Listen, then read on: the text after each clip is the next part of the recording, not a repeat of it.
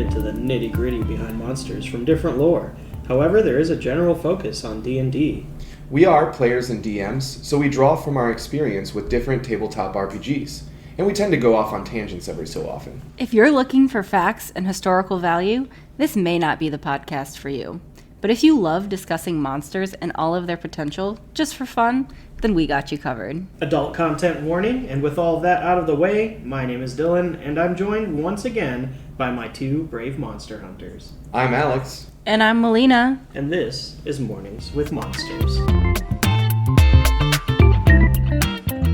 Today, we are discussing a gentler creature, something a little bit smaller, something lawful good as far as the stat block's concerned, something from a different plane that we haven't discussed yet, one of the rarer types of creature, just as far as how many creatures exist on each plane. The HollyPhant kind of runs around where the deities and angels also run around. The HollyPhant is cute. It treasures friendship and honesty. It's a miniature elephant with 2 to 4 wings that flutter as fast as a hummingbird's, and it zips around with a 120-foot flying speed. Yeah. My goodness. This thing is fast and also really slow if it's not flying because it's only got a 20-foot walking speed or movement speed. But now I want a pet HollyPhant so I can name it. The Golden Snitch. I mean, basically, Elle wants to name hers Heffalump. Heffalump. Yes. It is adorable. If you guys have never seen a HollyPhant, which wouldn't be surprising because unless you're playing Descent into Avernus, you haven't encountered one unless your DMs used them, and it's possible. But I don't think any of us really knew what a HollyPhant was before we decided to look into the celestial side of things. You will see some buzzing around the astral sea. Yeah.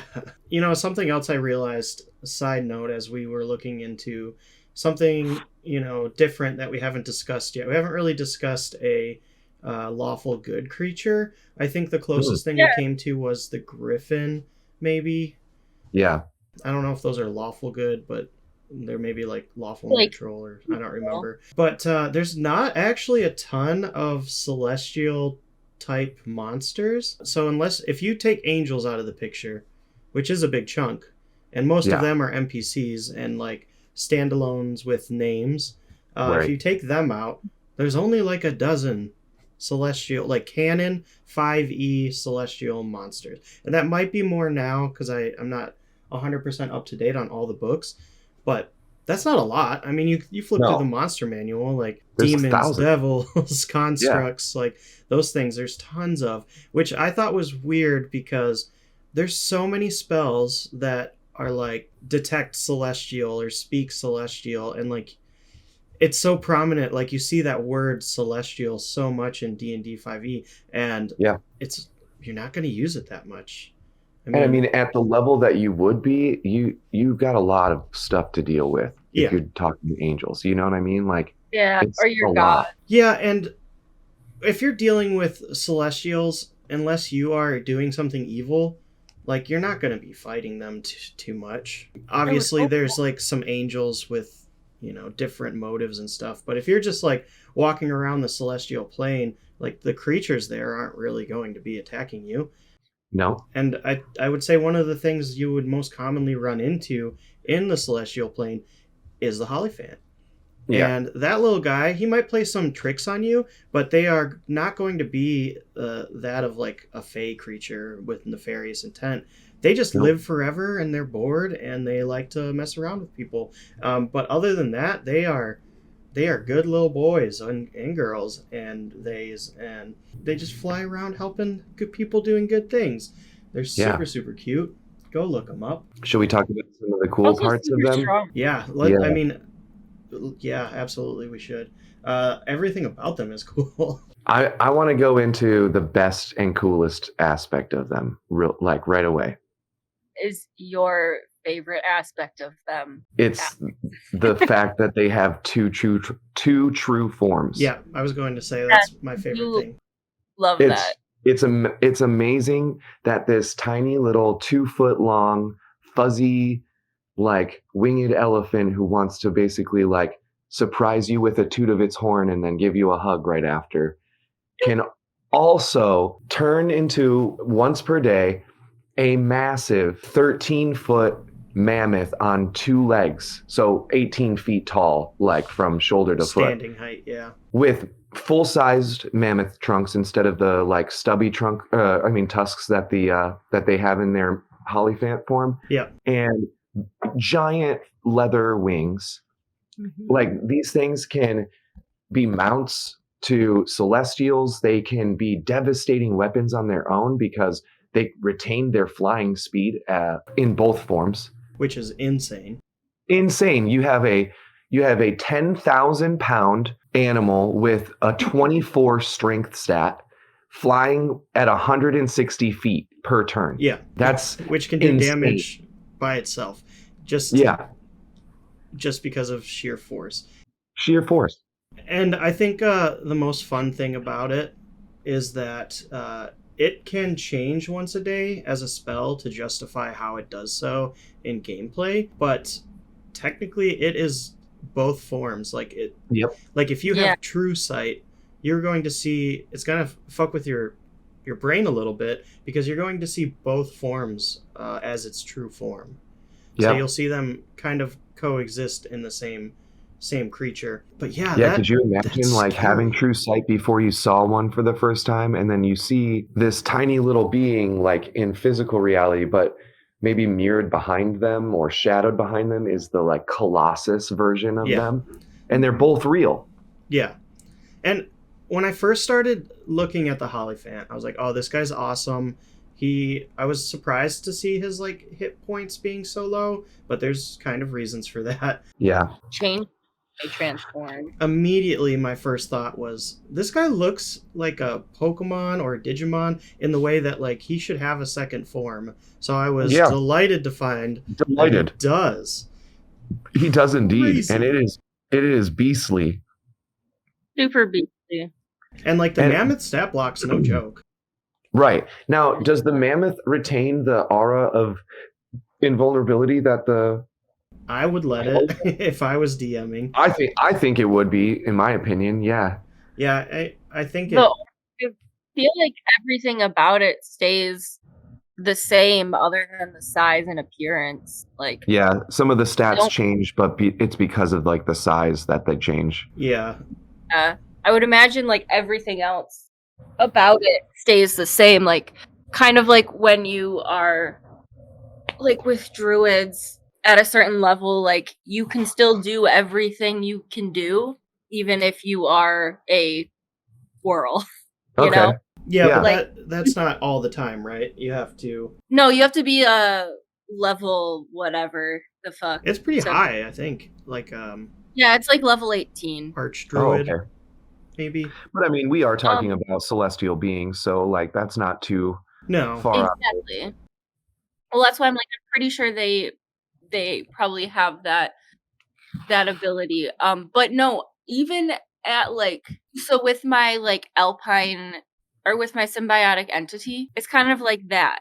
Like I have like this second form that I can go into, and everything about me technically stays the same except for like a couple things, but I still have all the functions that I have. I just have like a little bit of extra. Yeah, I think the way I kind of like to think about it is we have a shifter in my campaign. Well, we have 2 now. But essentially, like, both forms are their true form, right? Like, they just shift between them. It's not a transformation. It's considered a shift. Right. I guess with Ellen's, she has 2 forms in her transformation. Yeah, there's... And like, I would say, like, because I don't think she has her monk abilities or stats in the, like, full tiger form. No, and that's a little bit different, I think, because... She is still, was she an elf or a human? Human. She's still a human at the base. Like, she has all the, attributes a human would have, whereas our shifter, like, that's his his race is shifter. Got you. So there is a bit of a difference. Like when His you get physiology is made for that. Yeah. Okay. Yeah. I think he was born a shifter versus like taking it on as a secondary trait. Like lycanthropy or something. Yeah. So there's it's a little bit different there. So maybe in our shifters is more of he has two true forms. Like if you see True Sight, you might see both as well. That'd be cool. So I kind of think of it like that. And he can still, turn into a werecat and uses ranger stuff. True. Yep. So a little bit different than Weiss, our human monk were-tiger, who can shift into the bipedal and the the tiger form. So yeah. I guess that's a little different. You've done both, right? Anyway, back to the HollyPhants. Back to the HollyPhants. These little guys, we touched briefly on the fact that I was personally surprised to see something like that. Seems like it's a celestial living among very powerful things, only having hit points of 36. But I think part of the reason is because you can't really hit this guy. He's AC of 18, speed of 160, or 120, that's crazy. Yeah. Could you imagine a HollyPhant dashing 240 feet in one turn? See ya.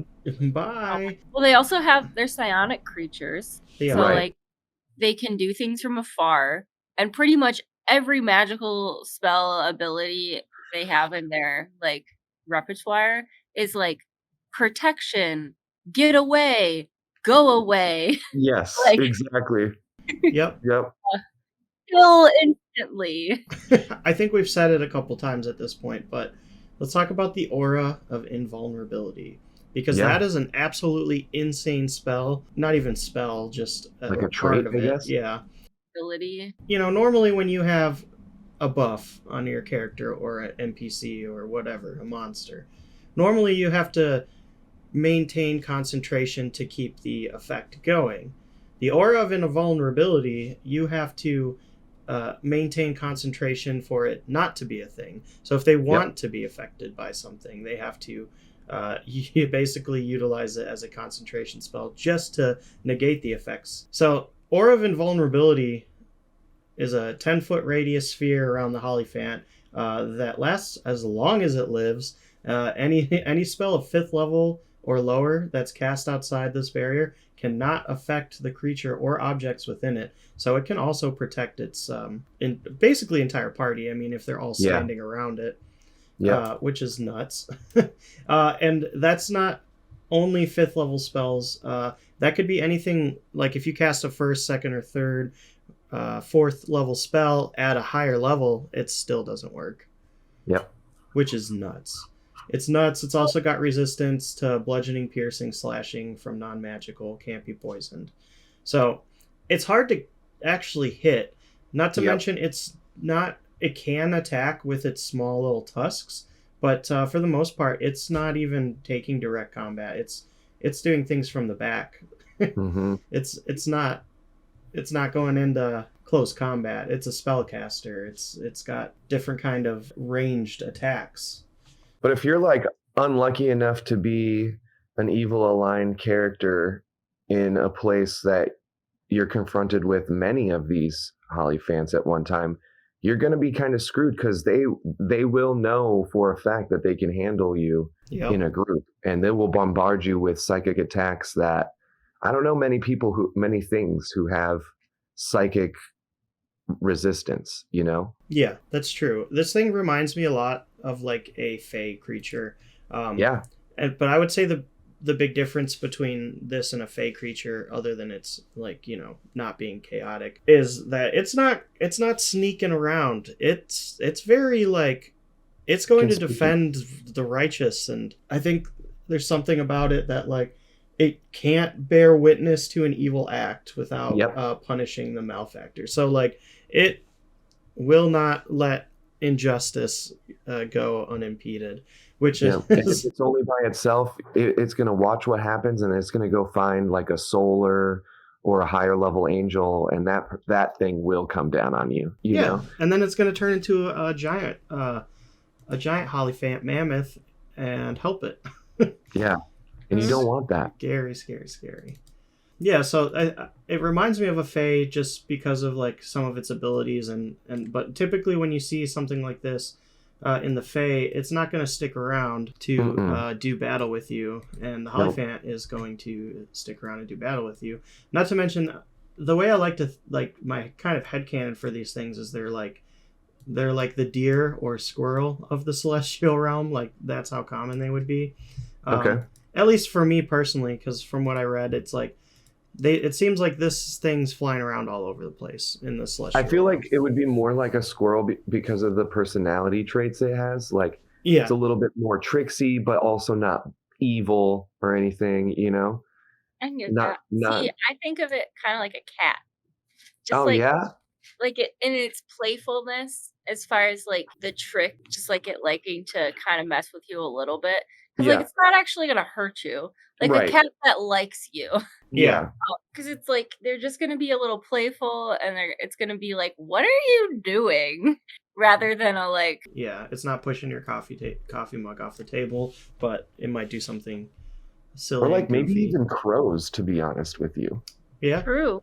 You know, like crows don't really like to watch evil things. They'll like find the way that one of their like numbers have been murdered and contemplate the death and stuff. So it's an interesting tie-in to a lot of our creatures on Earth. Stalk the murderer. Right. Yeah. Would a HollyPhant stalk the murderer like crows would, though? I mean, if it could be in contact with someone who could help it do things to it, yeah, probably. I could see that. I guess I don't know how HollyPhant. I didn't super read much on how HollyPhants interact with each other. I saw something that they've worked together in war efforts. Mm-hmm. I don't know necessarily about their ecology, like their societal structure or anything, but me neither. There's like a lot of pictures of them like as beasts of war besieging a castle or another army, or also a lot of those pictures with a few of them in a group just like flying around looking happy. Maybe they're like kind of solo beings until they find a like deity or good person to help. Like maybe they just search out like help that needs, or goodness that needs help. Maybe they're like drawn to, like they're kind of just like, maybe they're wanderers a little bit in their realms until they find somebody to be of service to. Yeah, and it does say that they kind of are seen helping people on missions of good natures quite a bit. Yeah. So yeah, and there's like a named one that's like a mount of a solar angel, I believe. Lulu. Yeah. The famous HollyPhant. Yeah, she was the mount of a famous celestial that ends up being corrupted and being the main big bad of Descent into Avernus, I believe, or something in Baldur's Gate. One of the big bads, and was like her trusted mount and companion. And even after she was, given a new form, was unable to kill the HollyPhant Lulu, and she was sent into whatever realm, Avernus, and lost her memories. Damn. Yeah. So quite a story. I haven't played that, and I know a little bit more, but that would be spoilers for the campaign. So don't want to ruin it because it is a good one, I've heard. I'd love to play. So let's fill out this creature a little bit more with some more of its actions, because everything on this stat block is very unique. It's not stuff you really see a lot. Mm-hmm. I mean, other than like, innate spellcasting, magic weapon. Like trumpet, 3 times a day can blow air through its trunk, creating a trumpet sound that can be heard of a range to 600 feet, which is a lot. The trumpet creates a 30-foot cone of energy that has one of the following effects chosen by the HollyPhant. One of them is blasting. It's like a con save, and then they take a bunch of thunder damage and are deafened. Yeah. One of them is a positive burst of energy particles called sun sparkles. Yeah, cute. Sun sparkles. And they inflict great damage to the undead. Yeah, which obviously tracks for the HollyPhant. I think the most interesting thing about those two is the fact that the Trumpet of Blasting makes crazy damage to non-magical objects that are in the cone. So it takes 10d6 thunder damage to non-magical objects. So we talked about them being like instruments of war. You put 10 HollyPhants, even not in their mammoth form, they all Trumpet of Blast. Yeah, they're going through a wall. Does that damage increase in its mastodon form? I think it's all the same. I don't think that. Like the cones of effect should be different, or like the you areas. Feel like they should be, right? But I don't think they are. I feel like a DM. I mean, like. I think it's already super powerful. Yeah. Oh, it's super powerful. I just, it's like bigger trunk, bigger cone. Yeah, if you're like, oh, it's a. Yeah. Well, I guess it could be like a 10-foot cone. Well, you have a starting at ogre the point mage doing a cone of cold isn't going to be any bigger than a gnome doing a cone of cold, right? But it's not like it's not coming from their body part. Like, true. But I can imagine it's a cone. It has a point, so it's like gonna be whether it's gonna be like this or like this. Yeah, kind of. Maybe shorter range, bigger, like wider cone. Bigger, wider, yeah. Yeah, maybe like just as the mastodon, it has a longer range, rather than like a bigger necessarily area of effect. Maybe it just doesn't have to be quite as close. I mean, they're already little laser cannons. That's pretty scary. Thunder damage. But you know what I mean? No, yeah, absolutely. That's the one thing which I get why D&D does not do it, because like there is so much that goes into every aspect of every step of lore, every bit of creature, every spell, that like if they also added on like, oh well, the areas of effect change and like the way the spells work change, like based on the type of creature it's like I get it. We kind of already have done that with like, well, is it casting like warlock spells? Is it casting druid spells? Is it casting right? Like that's probably as like the most specific we can get without it being too complicated. I feel like that would have to be a DM's choice in a specific campaign if it mattered enough. Yeah, I think you would really need to be in a very specific situation. Yeah. Where it's probably end game where you have a war HollyPhant taking down a castle or something, or going up against something that would even matter. I mean, personally, if you got into that kind of situation, I'd rule of cool it and make like a big, paint a picture of a really cool scene where it works or it doesn't. But like the walls of Jericho coming down and shit. Mm-hmm. Yeah. Also, one thing that got taken away from the HollyPhant, and I'm starting to see this as a trend for some of the earlier editions, and I think that they've been taking the portaling in new creature abilities away from them just because the style of play is different nowadays. Because we saw that with the frog guys we just talked about, the Slod. They had the ability to portal in more Slod. The HollyPhant also had the ability to open a portal with a 50% chance of bringing in more HollyPhants and like a 30% chance of bringing in a specific type of angel that I can't remember. Solars, yeah, which is super powerful ability. I don't necessarily think as much as the Slod should have that back that these should in 5th edition, just because I don't know. I get personally, I feel less like they need that than the Slod would as like their creature type. I feel like the reason that they would have it fits if they are more lonesome creatures that are traveling until they run into what they need.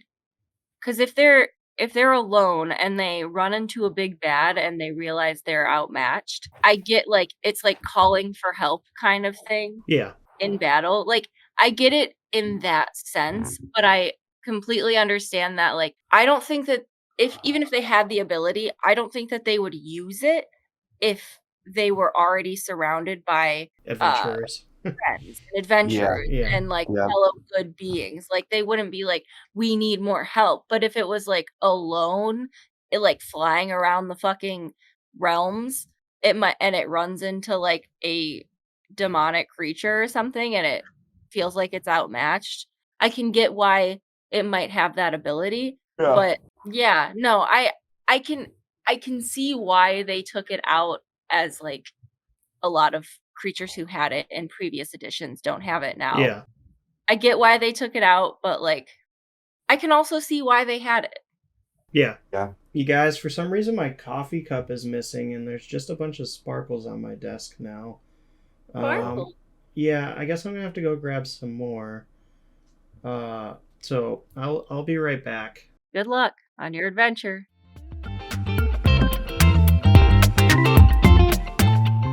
Hey guys, welcome back to another middle of the episode. We got to talk about a super cute little guy, and make sure you go look at a picture of a HollyPhant. They are adorable. Appreciate you guys hanging out with us as always. Make sure you tell everyone you know about Mornings with Monsters, because that's the best way other people could find our podcast. If you would like to put in a request for a monster you'd like us to discuss, you can reach us at morningswmonsters@gmail.com. Would be super cool. We'll definitely talk about it. Anyways, as always, huge shout out to @MizenCake on Instagram. They did our cover art. Super cool stuff. Make sure you check it out. And also shout out for some stickers that we got from @Olava's Cryptid Crafts. That's gonna do it for us today. We will see you, I will see you in the middle of the next episode with another monster. And I will now let you get back to the HollyPhant. So I went into the kitchen, and for some reason, there was a fresh pot of coffee waiting for me. So that was weird. That's nice. It was nice. It's weird though. That was their version of pushing your coffee off the table. Oh, you think it was a HollyPhant? I mean, it would track, right? Sparkle bombing it, maybe. Did you see any more sparkles while you were out there? Oh yeah, all over the place. Oh yeah. But they were like fading. You know, they didn't stick around. Maybe they were playing with the cats and got like so excited and just like some spark. Maybe we'll find out. Hopefully. Okay, let's hop into some prompt questions. Let's do it. So this one is a little difficult, I would say. Personally, would you make it a friend, and how would you do so, or would you make it a foe, and how would you fight it? I mean, friend. That's the obvious answer, right? Well, why would you want to? But well, here's the thing. Just because, like, this question we've only answered for like evil things. Yeah.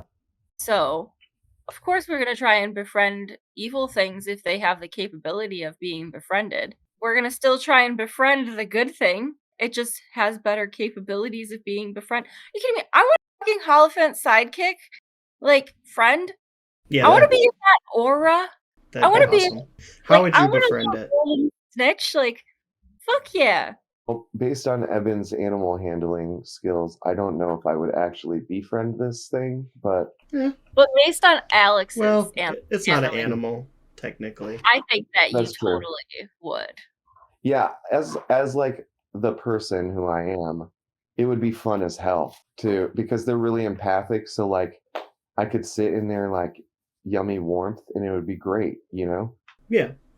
And they treasure friendship. How like so cute. But like if you were to imagine Lorne, yeah. Don't know if the HollyPhant would want to be Lorne's friend. No, I don't think it would, but Lorne would want to dissect it or that's pretty much it. Yeah. So here's... I think Lorne would like that in aura of imperviousness. Right. For himself. Yeah. I think we'd be able to convince you it was a better friend than dissection tool. Maybe. There's something that bugs me a little bit about the HollyPhant's like in book description. And we mentioned it already. The fact that it can't bear witness to an evil act without punishing the malefactor. That's something we don't really see in the evil creatures, where it says it can't witness a good act without, right? So, to me, I don't necessarily like that part of it, Yeah. and that's because evil and good is subjective. Like Yep. it depends, and there are so many like campaigns and stories where like the celestial or the righteous are really the ones that are in the wrong. They're And dickbags. yeah, there is a high chance that like okay, so you're a party of adventurers and you are going to the celestial realm to usurp the throne or whatever it is from like a chaotic creature that knows that what's going on there is wrong or has been corrupted over time, or you know they're righteous and they've been going on crusades killing innocents because they you know do this or don't do that. Just you being there with that intention may be viewed as an evil act. Yeah. So Yeah. you might not like the HollyPhants very much Right. when your intent is considered evil by them, but may be the high road, you know? Yeah. Right. Right. Like, how much can HollyPhants be rationed with to be convinced that the celestial that they are working with is actually Good or evil. like just because they are lawfully good in the eyes of like the celestial Yeah.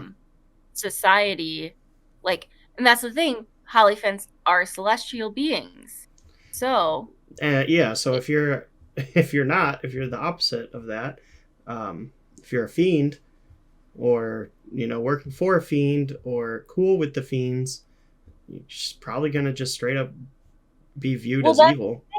it well it doesn't attack like neutral on like it's not like I Yeah. must punish neutral people, so like I think it could be like what's the intelligence on a HollyPhant? 16 Plus, and their yeah, plus two. wisdom is 19. Yeah, so I think that they can easily be like, well, you know, they might be like making a deal with these evil creatures, but they're doing it because they will die if they don't, or they will be corrupted themselves if like I think that that's a very good point. I think they would be wise and intelligent enough to eventually determine that, but you Mhm. aren't gonna have that be a thing without getting into a fight with one, because I would assume that most of these HollyPhants are have a treasured friendship with their angel overlords that Yeah. Yeah, rule the celestial plane, and many of they're them all are their mounts. have a counterpart, I'm sure. Yeah, true. Yeah, if I were to try to fight one because he didn't think that I would be like worthy of the goodly friend title, I would drop all my weapons and I would just try to grapple him, even though I know he's fast as fuck. And then like once I have him grappled, like that's it. Like I would just start talking. You know what I mean? Like Yeah. put everything that I could into my persuasion and just go monologue in his ear while I have him down on the ground, not necessarily hurting him, just making sure he can't get away. Okay. Sometime. If I was a lich and I was, you know, I knew of the HollyPhants, I would for sure try to capture one and put it in an amulet and like have it prodded to use its aura of invulnerability around me at all times. Wow. Or possibly capture it and try and learn how it uses its spells because they're very unique. I mean, it's hard to say what class they would fall under. It's like Think some kind good. of spell casting paladin class. Like Yeah. so, it might Also be teleport themselves though, so yeah. I would corrupt it and turn it into a necrotic variant. Wow. gosh, feed it some bad dragon meat. Something. But then you Something. could have it flying around and like using its empath abilities for bad things. Yeah. And how cool would it be to be fighting a lich and then a necrotic HollyPhant with like evil aura? That would be It'd be terrifying. yeah, that'd be awesome. That it just lends itself to the lichdom like pursuit of knowledge and magic. That's true. So Through Creature on your any side. means. Damn so it. I just like to play you know, devil's advocate a little bit, play both sides. Lich's advocate in this Lich's case. advocate, always. Okay, so if you were to homebrew this monster, would you add or change anything? I mean, we kind of talked about that a little bit with the like calling of friends ability. Yeah. I think I would give it back, but I would lessen the stats of successfully summoning something higher than a HollyPhant, you know? Like I would give like no Yeah. more than a 10% chance of it happening. Yeah, like really low. Like super Yeah, desperate. just because I would say, you know, you roll on it in normal cases, you have a 5% chance, but like in a truly desperate situation, you roll on it with advantage and you know, you up your chances of getting her a little bit. I kind of like give it a 30% chance to summon another HollyPhant and give it a 5% chance to summon a hostile angel. So hostile towards it? Towards it and the party, or just the party. Shit. Goodness. Because like there's a 5% chance you're dealing with something that's most likely stronger than what you're going up against. Yeah. Which is fun. I mean, it might be hostile towards the other creature too, but I think that's a fun like little mechanic. Oh, that's terrifying. That's why I don't fuck with the greater deities. Yeah. Scary. Honestly, I like these guys a lot. I think they're very well balanced. I don't think I would change too much. I might give them planar shifting or something, but I can't really think of anything. Yeah. I feel like with how fast they can fly and like yeah, it's very unique. Like they don't need to be able to planarly shift even. Yeah, probably not. And I'm sure like angels have that ability. I just like the idea of these little creatures they won't avoid fights, but like they'll also do what's needed for the greater good, so that if like it's desperate, all of their team members die and they're about to die, they can shift into the celestial plane and go get more help. Yeah, but before that happens, they can shift into a giant mammoth version of themselves. Yeah, that's true. That's why that's why I think they're good, but just for storytelling. Storytelling, that would be a nice role play out. Yeah, just like have an angel come back and resurrect you guys in a hopeless battle or something, but only if it was intentionally hopeless. Yeah, like a beginning of a campaign kind of thing, right? Like where you're going up against something like CR 20 plus as third level characters, something like that. I don't know. Other than that, I think they're pretty solid. Do we agree with their base alignment? Yeah, lawful good. I do. I think so, because we've talked about how alignments can be viewed based on society, because it's like lawful is only lawful in the eyes of wherever you are. Yeah, I think the only way that alignment would be debatably wrong is if they were treasuring a friendship to something with nefarious intent a little bit too much, and then blindly follow it. But they're very smart, so they might not at a certain point. They wouldn't kill innocents. So I'd say lawful good. I will say they started as lawful good in first edition, but second and third edition they were neutral good. Until that was just so people wouldn't feel terrible about fighting their awesome monsters they had. Probably. No, I don't know. Well, you need something to fight while you're in the celestial realm. If, like, in your campaign, the angels are actually good. Yeah, I gotta have some kind of fodder, right? Ugh, so sad. Cute little elephant fodder. No. You would die. That gives us just enough time for our last prompt question. How would you like to see them in gameplay or media? I want to see a swarm. A swarm? Swarm of them. Oh, God. Them in the astral sea that have taken over. Oh. Like, I've been researching the astral sea a little bit for our upcoming campaign, and I got excited when I saw that they travel through that and like can be found there. But I like the idea of like they kind of created like their own little gathering spot in like God, it would be like the Care Bear place. Yeah. just like in the HollyPhants. Yeah. So like there are the remains of dead gods, like kind of just Oh, out never in the mind. sea.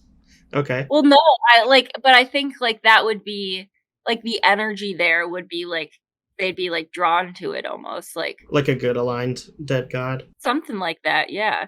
And then they just like kind of this swarm of HollyPhants that I don't know, like they just that's just like where they've like all kind of gravitated to.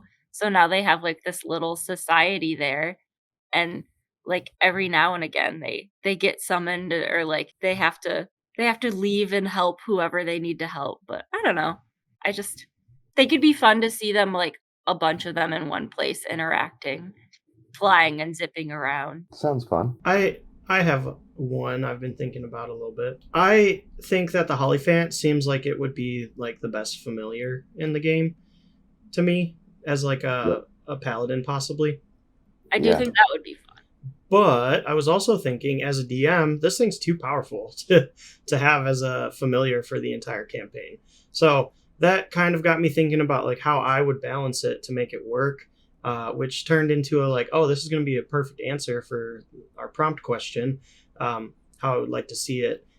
Give the HollyPhant to first or third level character as a familiar, but nerf the hell out of it, and it can't transform because it's lost its memory and it doesn't know of its abilities other than its flying speed, and for some reason it can't get hit by spells. And so as you go through the campaign, it maybe sees things that trigger it basically awakens more and more of its stat block until one day it uses its trumpet and glitter comes out, and it's like, oh shit, now I can do this. And then once you're level like 18 and you ride into battle, something awakens within it and it turns into a giant mount. And so give the HollyPhant a bit of a character arc. That would be dope. Yeah, I think that would be a lot of fun, because this animal, if you nerf it at level like 1, 2, 3, would, like, without changing its base stats, would lend itself very well to leveling up with you. Yeah. That would be cool as hell. I mean, that's a 20 level mount, like a level 20 mount. Like, yeah. That's awesome. So that's what I would want to see. Plus, that would be, like in D&D, people covet certain things more than others in this experience, and like scaling items are like one of those things, and like having a mount that scales with you and grows in its abilities, that would be incredible. Yeah, I do like that.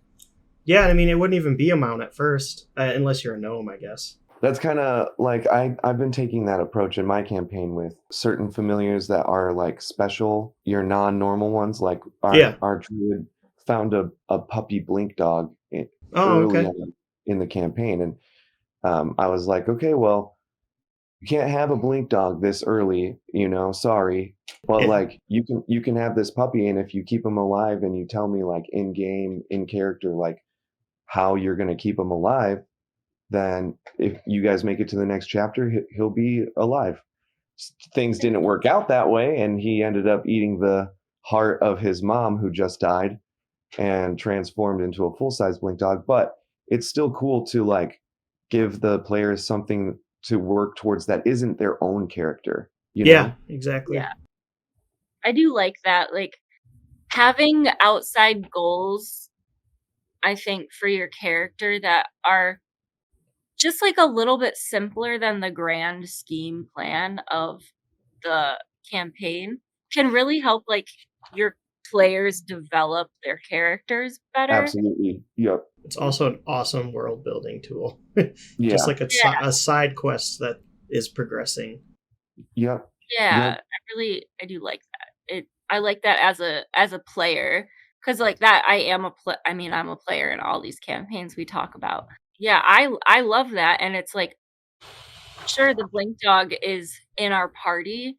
My character barely has anything to do with the blink dog, but like I'm still like, I have to, look out for this party member, because if this party member is aware that Widdershins is within like danger realms, then they're not thinking about themselves, they're thinking about Widdershins. So it's like, and there's 4 party, like we're kind of all of that like mindset, but there's like 2 party members that they're gonna go down before they let Widdershins go down. Yep. So Yep. It's well, I've 2 to 3 I've party members, I would say. we've accidentally enacted such a sacrificial mechanic in our party Yeah. through just like bonding with an NPC that wasn't supposed to be there, but somebody got a critical role in their investigation in the Feywild. So Crit happens. I think from my view on the HollyPhant, it would be really interesting to kind of tie in what you were saying, Dylan, about them being an amazing familiar. Mhm. But I would love to watch, like maybe even as like the setup of a campaign where a bunch of adventurers are about to go do some shit, but like this is like the, vision or whatever that everybody sees, is like you see a solar angel down in Avernus, you know what I mean? He's like the only glowing thing in this entire like swirling pit of black and red. And like on his shoulder is cowering this like scared but fluffy and gentle HollyPhant. And they go deep through Avernus, and they something happens where either the solar is captured or he's killed, or they get separated to the point where like they can't find each other. And the rest of the storyline is we get player bits where the players are like journeying to Avernus / in Avernus to try to find one of two of these things, but the DM will pause the play every once in a while to give the party a view of the HollyPhant struggling to like find its way through this terrible place and into safety. And like, yes, it can't be hit by certain levels of spells, but who knows what kind of creatures dwell in this plane, and it is not meant for this plane. Like the atrocities and the evils that it will be witnessing just by walking through it is got to be really sickening for it. And I think it would drive the players on to make foolhardy decisions, quick decisions that work out because of luck, plan decisions that fall apart because of something that they didn't see. Like it has a lot of potential to play into a lot of emotional play, Yeah. I like that a lot.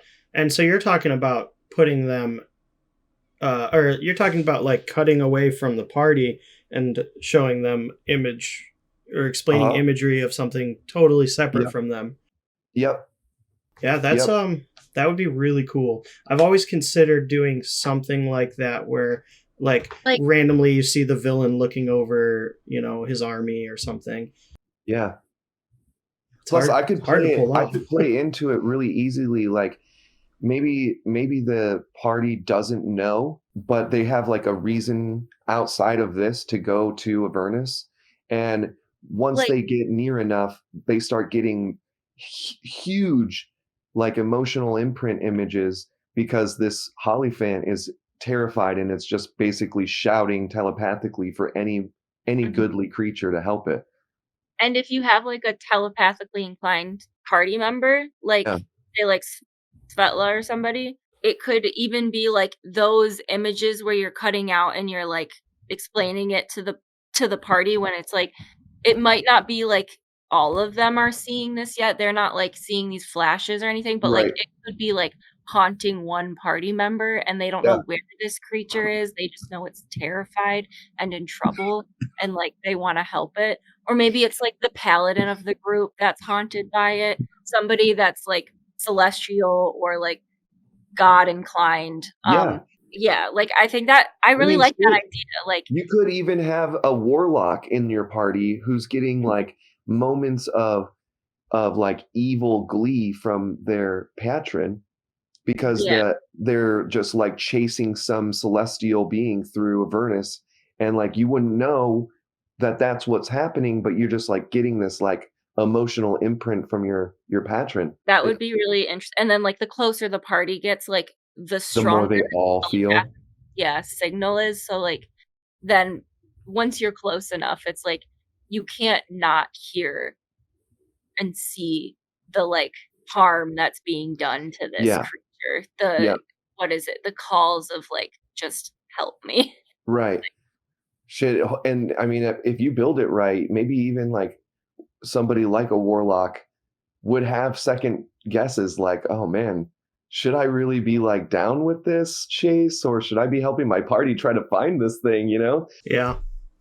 And then at the end of it, you have to decide whether, because the HollyPhant wants you to save this evil demon, I'm sure. Yeah. Well, at least they want to find the solar that they came with, regardless of what happened to it, you know? Yeah. And then that's a whole that'd be your end game. The end game, the HollyPhant does its mammoth form and turns on the party. Oh, never. Yeah, when it sees that its solar was corrupted by the abyssal, it in a moment of grief attacks the party, and you have to deal with that. Whether you kill it or turn it or not our HollyPhant. Convince it through some nat 20 charisma based checks to try and convince it that its pursuit is not good. Yeah, that'd be fun. I feel like these are very emotional little guys. This would be a campaign where we would need our mimic race developed, because I would absolutely go in balls deep as a mimic race bard class. Yeah. And I would absolutely just devastate this dude. Yeah. I think so. Yeah. A mimic bard. Oof, scary. That would be a cool one, because I feel like instead of as a mimic race, they all have some get into mimic race talk. Oh yeah, sorry. I'm sorry. That gets my brain just we'll lodged. Literally talk on that for hours, maybe. Locked in. It could be anything. It could be so much. Maybe we'll do Mimic Week. We'll drop one episode a day for a week about mimics. And maybe our last episode that week will be us revealing our fully fleshed race. Oh God, we just have to flesh it out first. Yeah, that's fine. Yeah, we'll have 3 days together in the same place soon. So yeah, that's true. Oh, there he is. Look at that guy. He's just floating around. Hey, buddy. Inside or outside? He's in my room. I'm gonna pet him. Oh my God! Oh my God! He just transformed. He broke my ceiling. Holy shit! We gotta wrap up here. He still looks happy, but man, he doesn't fit in here. Don't use spells. Don't use. I won't use spells. I'm not an innate spellcaster, unfortunately. Good luck with that. I don't know what class I am. Farmer. Did you say farmer? I don't know. I would say you would be like a bard scribe. Sure. Like that. That works. You're charismatic as fuck, and you also have a keeper of the knowledge vibe. Oh. You know, but what you do with that knowledge is not lord it over people or make people feel dumb about it. You're like, hey, this is super cool, and it would be super cool if you listen to me. And then those people are like, dude, that is super cool, and now I'm super cool for knowing it. So you're like a bard who convinces people that you're not the enemy by teaching them things. I like it. I'm a bard scribe with a nerd subclass. Yeah.